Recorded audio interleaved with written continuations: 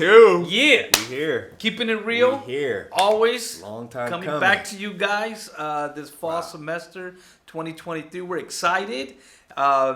We just got a bunch of ideas this semester, right? Hey, we've been really working for you all. We've been meeting on our personal time a lot. We've been talking about this. We've been promoting this. Yes. We want to thank each and every single one of you for all the hard work that you've been putting in your input, giving us information on what we should talk about this semester. So we got a lot for you. Yeah. We got a lot. Well, let's just start with the jerseys. Yeah. You know what I'm saying? So what we want you to do is we want you to go inside the comments below and just put down there, keeping it real. One of you are going to receive either free football jersey. We have baseball jerseys. We also are having hoodies come in. Right. So below, keeping it real inside of the comments for your chance to win one of these jerseys. Right. You may be seeing one of these walking around campus. They're everywhere. That's everywhere. Right. If you go inside of the student services building, what are we on? It's everything. Everything. TVs, all promotion out there. Why? Because it's important for you guys to know that you got a resource here with this podcast for male students and even for parents out there too. Right. That's one thing I learned last semester. You know that we're not just helping the male students; we're helping everybody. Exactly. On the equal platform. So, but I know we talked about this week, man, about different topics and all. Yeah. And one things I want to talk today is, the whole concept of poverty, man. Like, people come to college, obviously not with the big fat check coming to college. For a majority of us, just like you and me, we really didn't come from money, man. Exactly. So we didn't. What are your thoughts about poverty? So when we think about poverty, one of the things that I want everybody to think about is that's something that we all could agree on, that we don't want to be there. And during this podcast, we keep it real. That's the whole thing about this podcast is we're keeping it real in a sense that we're telling you how to leverage education, why education is important, why education will automatically stamp you into the middle class. But I actually got something. Okay. I actually brought something. I wanted to do a little research because this is, when we talk about poverty, I want you all to know a little bit of statistics before we even talk about ourselves. In 2023, with inflation going on, with prices on everything high, information that I gathered from the Public Policy Institute of California stated that poverty went from 16.4% in 2019, and that was during the midst of the pandemic, till 2021. That's the latest the researchers goes. It dropped down to 11.7. That's statewide. Right. But when we think about, that's countrywide. Okay. But when we think about statewide, in California itself, we're in line at 11.4. Okay, so California is the same as the average of the country. Okay, that's huge. Yeah. Now, taking a little bit further, in California, the median income per household, that's a mom, dad with their family, with their children, is at $78,672. Okay? Yeah. Per individual, $33,719. Right. Now, it is considered that you are in poverty in the Bay Area if you're making $104,000. Wow. Okay, and I'm dropping jewels right here. The average rent in California is $17.26. Gas prices. Don't even get started with gas prices. $5.80. The average family of four spends $1,200 on groceries. So in California itself, you know that it is easy to fall into poverty. Yes, sir. You know that if you go into any major city, Los Angeles, San Francisco, poverty's gotten so bad that even when you're driving in the street, I took my brother to Los Angeles. We were going to eat at a restaurant. We went through the city, and when we were stopped at a light, there are people knocking on my window to get stuff. Yeah. I was thinking we were getting robbed. I didn't know what was going on. I just turn on the news and see people getting robbed in broad daylight. So I thought it was my time. Yeah. But that's what's going on in this world right now. Now, and I know that's the reality with the fax number and all, but you growing up. Right. What type of poverty did you experience? Because we had experienced some type of poverty. Oh, absolutely. Because at some point, I want to believe, as educators, as counselors, we always fall back into our own personal experience. Mm-hmm. When we hear our students, when we're still Leon, I need financial aid. I need this, I need that, and it's kind of like we get it, I know it's tough, right? So how about what are your experience, man, with the level of finance? I want to say probably the word poverty, but the struggle, the financial struggles. What was yours like growing up? The biggest struggle for me started literally when I was 18 years old, in a sense that everything was on me. I was blessed and lucky enough to have my parents provide me with housing. Right. But if I had a little cell phone that was always off and on, I took a credit card and I did a credit card advance at 22.5% to buy a $600 Mitsubishi Eclipse. Right. And oh man, that takes me back. Yeah, right. $600. I ended up paying whatever, $6,000. Never got oil change. Couldn't afford that. Didn't have insurance on the car. Right. None of that. Right. Okay.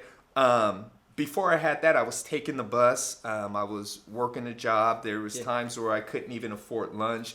These were real things. These are real things that were happening to me. And as I was even going up before I graduated college, I remember telling my girlfriend, now my wife at the time, there was a restaurant, I think I told you about this, off of 4th Street in Ontario. It was like a Benihana's. Right. And I told my wife, I said, one day I'm going to take you there. Right. I told her that. Right. For Christmas, there was one Christmas, the only thing I could afford for her was a scarf at TJ Maxx. And that was like the life that I was living. When me and my wife got our first apartment, it's not today's prices, right? If we were today's prices, we would have both been homeless. I'm telling you now. Easily. But our $900 apartment, in my brain, when we got it, she was smiling and happy, and my smile, there was tears behind my smile because I didn't know how I was going to pay my half. Right. I did not. Now you said what year car was that? 1989 Mitsubishi. That was your first car, sir. Oh yeah. When you put that, it was a stick shift. When you put that bad boy in reverse, all that, all of that. Right. But that was just the experience. But there was two of me. There was we're gonna stay here as a family, or through all these tears, I'm fighting through that struggle because I was 18 to 22 at that time, 23. I wasn't gonna be 32 to 42 feeling that. I just could not. I did not want my life like that. But I know you had quite a bit. What was your word? My thing was, my first car was a Celica. 1976 Celica. I told my dad I needed a car. I got my license plate. Let's go get a car. That was an old body too, huh? A green color. The seats were even like with the foam. It didn't have the fabric. It was just foam stuff. And my dad goes, well, some guy's giving it for free, and I'm like, all right, let's go get it. I remember we went up to a hill somewhere, and he goes, don't worry about it. It turns on and it turns off, but you'll be fine. I'm like, what do you mean it turns off? I don't understand. Once it goes on, why does it turn off? Are we talking about mid-driving turn off? We're not talking about that. No, you're driving and you're trying to figure out what the heck, why is my car stopping? And you're cruising down the freeway? Oh. The guy goes, but it's okay. It's fine. And I'm like, all right. So a couple experiences, me going to work, driving, and I'm looking around, right? I see some people in some nice cars, my same age. I'm thinking, man, how do they do it? Probably the parent went to school, rich, they got money. It was always that blaming real quick. Oh, they probably got money. Right. But then I started to think, Chris, I was like, you know what? I deserve that. Why can't I have that, right? And I could look to my parents and go, this is the reason why I don't have it, But then it's like, do I live in the present or do I want to live in the future? Exactly. As much as possible, exactly. Right? So I started thinking, okay, how can I get there? What's the reality? And one of the things I heard, I was hearing a podcast this week, and I like what I heard from this gentleman say, a man's mentality is his reality. Ooh. I had to literally stop that podcast. What did that mean to you when he said that? It meant that however I think, it's what I'm going to be. So if I think I'm going to be wealthy one day, my mind should open to learn about wealth. But if I think that poor me, I'm never going to accomplish anything due to my immigrant status and so on, then I live there. I don't experience anything out there. But one of the things I was, kind of just chewing on before coming today, I was thinking, how can someone change their mentality in order for reality to occur, right? And it's the example I gave you last time where we were talking about money, right? Is how is it people win the lotto? 1 point some million and within 2-3 years they're broke again. Broke. It's Yep. because they were mentally not prepared. So I think a lot of the thing that we have to work on is our mental state first, understanding the value of money, understanding the purpose of money, and then therefore think about the future. Yeah. Right. So I started thinking that when I was in, right out of high school and college, and then those numbers are real, man. Those are real. Those are real. I'll tell you right now, those numbers are real because I know a lot of friends of mine who are doing what is it called, those dwelling place. Like you put your house, you got your house and you got like a mother house and you rent it out. Airbnb Kinda or like just renting out. Yeah. $2,200. Yeah. Yeah. I'm thinking, man, that just blows me away. It is. But It then- blows me away when the apartment prices now are more than a lot of mortgages. Yeah. And this is for 1 bedrooms. This is for decent part of town areas. Yeah. But I want to go back to what you said because that's something that I want everybody to hear is when you're doing education, not just education, but your professional life and trying to change and get to that next level, you got to think if your mindset is of a victim mindset, and everybody has struggles. There's some struggles that are just stuck with you that is going to take a lot, maybe a lot worse than what we went through, or maybe better. But when you think about your actual mindset, that's what's going to take you to the next level. Thinking that positive, I'm going to get there by any means. Because there's days I cried in my car. I would go into the parking lot and literally cry in the car. But there was always that light. It was like, I'm going to make it better. And I think it goes back to the initial thought. I'm going to get better. There's something better. Because there's no change. Change will never occur until you realize there's something better. If you cannot capture that moment of something better, you're not going to change. You're just going to be comfortable and stay where you're at, right? But even then, I was thinking, about what we do. I told a student yesterday, I was talking to the student, and the student goes, I don't know if I'm able to be a master's degree. I don't know if I'm capable of doing it. And I said, well, as long as you're hanging out with me, you're getting a master's degree. Right. You're not hanging out with me with an associate's degree or a bachelor's degree because I know you can do better. Why? Because I did better. That's a period. Yeah. So I think at the end of the day, poverty, what's that saying? Misery loves company. Misery loves company because all you guys are talking about just where you're at. So even think about the people you're associating with, right? People that you talk to every day. I remember wanting to buy a house. I started talking to homeowners. Because every person I talked to was renting. Yeah. Oh, that's too expensive. You can't do it. You're going to work landscape. You're going to do this. You're going to worry about that. You're going to Man, there's just so much negativity. Right. But there was never the other side of the equity conversation and how to leverage the equity. And that's great that we're actually bringing someone in who's going to talk about all of those important things for you all to be able to consider and learn and understand.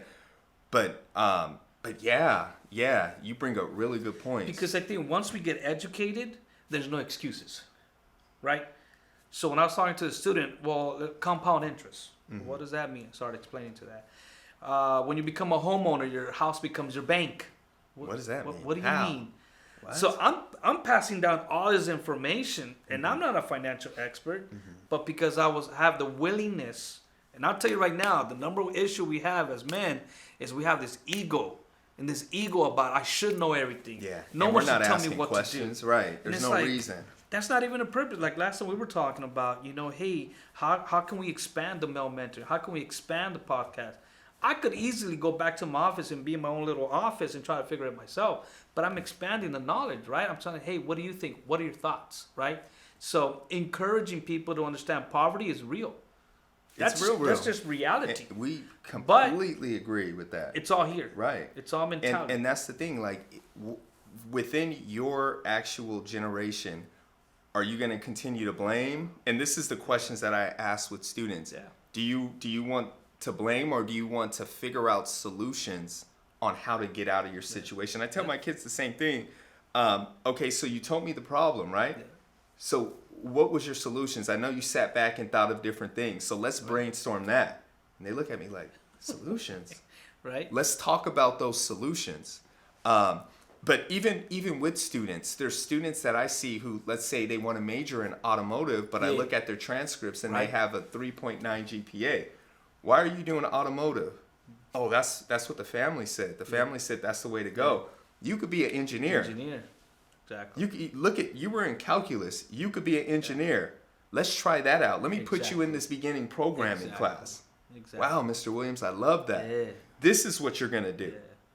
So it's just that, and it's the hardest thing. It's a lot easier said than done, but changing that mindset is the biggest thing. But what advice can you give students in general about poverty? What would you say? So what I tell students about poverty, it's once again going back to the mindset. So if you're thinking poor, you'll be poor. If you're thinking rich, you'll be rich. If you're wealthy, you can be wealthy.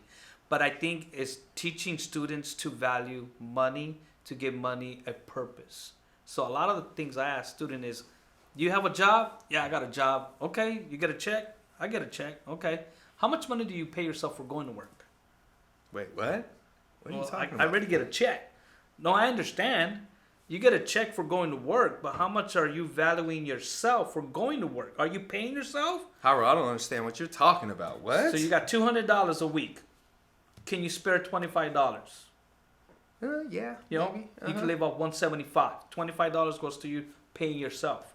So when you least expect it, now you have a savings account. Right. You put in that money, 25, 50, 70. When you least expect it, you have about $1,000. When you least expect it, you have $10,000. You have $5,000. Now you can probably hit up a financial advisor and say, hey, I have $5,000. Can we put this in mutual funds? Can we invest this money? And the trick is here that money's already been saved. So you don't have to go and, try to, we're not going to, it's a money saved already. It's I tell the example, Monopoly. When you play Monopoly, you got all that money, you feel good. I'm going to buy this, I'm going to buy that. Yeah, but what happens when you start losing the money, you start realizing there's a game. And the game is this world. And this world doesn't care about you. So it's either you have cards to play with or you don't. And what I'm trying to tell every student I meet, start racking up those cards. Even if I like that example. 3.9 GPA, I'm just gonna do a certificate. Yo, man, there's the engineering aspect of it. You have considered that? And a lot of times it's what is engineering? Exactly. Let's talk about that. Exactly. Yeah. But let's give it the other flip of a coin. 2.3 GPA, and wants to do a certificate only. I tell that student, yo, man, have you thought about transferring out, getting an associate's? Because the same concept is that one with the 3.9 did not have the knowledge of engineering. Maybe that 2.5 student doesn't have the knowledge or understanding of an associate's degree. So what I'm trying to get to is there's always a way to increase your value, of your financial value. I tell people that come to my office all the time, they look at my degrees on the wall and I say, oh, that's kind of cool. You went there. I said, that opened the door. I'll be honest. I didn't get the job I have because I went to the schools I went to. I got the job because the degree opened the door. I walked in and I said, this is who I am. This is what I bring to the game. But because someone had to instill that. Someone had to tell me once, hey, man, you're better than that. Right. You know? So and that's the thought. Like when I think of advice for students, my advice is always mindset. Yeah. Can you be in the same spot you're at right now 20 years from now? That's a good okay. Point. So regardless of what I'm going through, right, I am going to figure out, even if life is just hard, right? I'm taking one class, because I know that when you look at the research and it talks about degrees, and it tells you that just a person having a bachelor's degree makes $1 million more than an individual without a degree in a lifetime, and it goes up with master's degrees, and it goes up with doctorate degrees, and it even goes up if you have a bachelor's degree and you're in like a STEM major, but then you take into consideration other things, the health benefits. You always have health benefits. It says people live longer, people are more active in life. There is so many different things that a degree gives you, or again, if it's not a degree, a certificate, a trade. But the ones that stop and they stay there and complain, that's what gets me. right Yeah, there. and I think, And this is not the bootstrap there. I Right. don't want anybody to think, Yeah. oh, grab yourself by the boot and pick it up, Yeah. because there's certain things Yeah. that we all go through. Yeah. But staying there to 5 years, I'm Yeah. complaining about the same thing. Yeah. 10 years, Yeah. I'm complaining about the same Yeah. thing. That's just my pet peeve. That's and my pet peeve. No, and I get you, because at the end of the day, if we're constantly, because see, I think because we have reached some level of success, any negativity, we block it out. We stiff arm it. Well, I don't want to hear it. Because we took the work, we did the work. But I think the difference is too, Chris, is that we allow ourselves to be given the opportunity to learn from somebody. Yeah, We didn't say, definitely. you know what, I don't need Definitely. that. Yeah, You no, know? we're here and we're here for advice, but I'm telling people what I tell my. I'm not going to tell somebody what I don't tell my kids. Yes. A lot of friends that I have, they tell people different things than they would tell their own kids. Correct. But when I ask them how their own kids are doing, oh yeah, they're at UCLA right now. Yeah, they're doing Yeah. Loyola. They got very, very good. Yeah. So why aren't we giving the same advice that we would give? People may not have the same circumstances as far as potentially like a dad in their life, potentially a mom in their Right. life. Okay, that is part of life. I get that, and there's a real heart and sincerity that I have. But that's why I want to give advice that I would give my own kids. Correct. Because I'm not going to fluff things up. I want everybody Yeah. to get a piece of that pie. And the thing is, that's what we have this podcast. Mm-hmm. That's what Chris and I, we met during the summer and talked. Hey, what topics we want to bring? And I know poverty came to me once because Yeah, it's that's a like, good one. that's the number one thing our college students struggle. Right. The chances of coming to community college and you have 80 grand in the bank, very small. Very small. 60-80% of our students are struggling some financial way, either having to get two jobs or go to college just to make ends meet, or trying to do paperwork for the county so you can get some type of support. This is the reason why we have this podcast, okay? It's so that you, now that you're watching this, have no excuse but say, hey, I need to go talk to Chris and Hyro. I heard you guys on the podcast talk about financial literacy. Yeah. How is that going to Yeah. happen? And we're going to do something better for you guys. We're bringing someone into the tell 'em, studio Hyro. that's going to elaborate and educate, and I'll say right now, even educate both of us Exactly. about how Exactly. money works, how Yeah. we can understand money, but once again, from a professional in that industry. You know? Exactly. So Yeah. I want you guys to understand, we're talking about poverty, we're talking about money, we're talking about changing our mind, we're talking about facts Yeah. that are happening in the state of California, okay? But one of the main things we want to make sure it's clear on this episode 1 of season 2 Yeah. is that, one, we're here to help you guys out. We're here to provide information. And once again, we didn't start like with money. I can tell you many stories of me, from sleeping on the floor in the living room to, sharing bedrooms, right? But one of the biggest things I do want the students to take, or the people watching us today, is there's nothing wrong with poverty. Not at all. There's nothing wrong Yeah. with it. What I see it's wrong with it is not doing something about it. Exactly. Riverside City College Right. offers so many programs, So tech many. programs. Yeah. If you're interested in just a certificate, kudos to you. You're elevating to that next level. Yeah. But when you come and talk to a counselor, ask, hey, what is the next level to what I'm thinking there is? Yeah. Because there's always a next level to Yeah. that. And we're bringing people in to answer these questions. So we had a lot of discussion and we provided what we felt is the answer. It's not a short-term fix, right? Right. We know that, but we're bringing somebody in who happens to be my mentor, who's Yeah. taught me different things that I didn't know at the time. I didn't know about trust funds. I heard about it, but I didn't know the importance of it. I didn't know the importance on how valuable life insurance is and savings Yeah. and stocks and different things as to how people get rich. But that's the stuff that we want to put that bug in your ear at an early age. But Right. subscribe, write in the comments, keeping it real for a Yes, chance sir. to win a hoodie, for a Yeah. chance to win a football Yes, jersey, sir. in which we're displaying right now, for a Right, chance to win right. a baseball jersey. Close us off, Hyro. We got Hey, 9 seconds. one of the biggest things, don't forget to, if it's not for you, share it with someone. Don't be stingy, man. Share it with someone. Yeah. You guys have a wonderful day.